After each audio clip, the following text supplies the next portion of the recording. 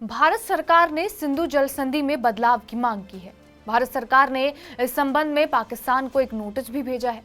Media reports के मुताबिक इस नोटिस में कहा गया है कि मौजूदा हालातों को देखते हुए सिंधु जल संधि को बरकरार रखना संभव नहीं है।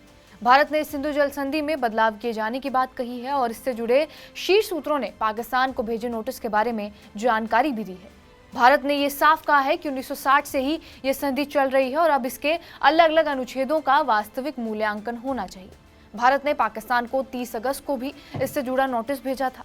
भारत में नोटिस में लिखा कि सिंधु नदी के पानी का उपयोग और जनसांख्यिकी में बदलाव हो रहा है। भारत स्वच्छ ऊर्जा की तरफ अग्रसर है और जरूरी है कि संधि में भी बदलाव पर विचार किया जाए। भारत ने आतंकवाद का जिक्र करके भी पाकिस्तान को लताड़ लगाई। भारत ने कहा कि पाकिस्तान लगातार हमारी उदारता का गलत फायदा उठाने में जुटा हुआ है और अपने नोटिस में यह भी कहा कि 1960 में अपनी स्थापना के बाद से ही ये संधि एक तरह से एक तरफा ही चली आ रही है। 19 सितंबर 1960 को भारत और पाकिस्तान के बीच सिंधु जल संधि साइन हुई थी।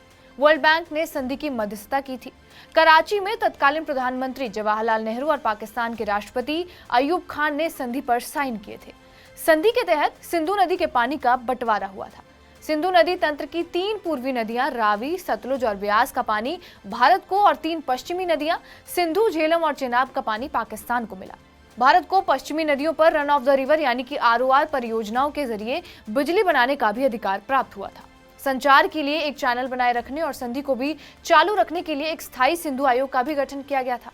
हर साल कम से कम एक बार आयोग की बैठक आयोजित होती थी और ये बैठक बारी बारी भारत और पाकिस्तान में होती है, लेकिन अब ये संधि को खत्म करने का या फिर संशोधन करने के आदेश दिए जा रहे हैं।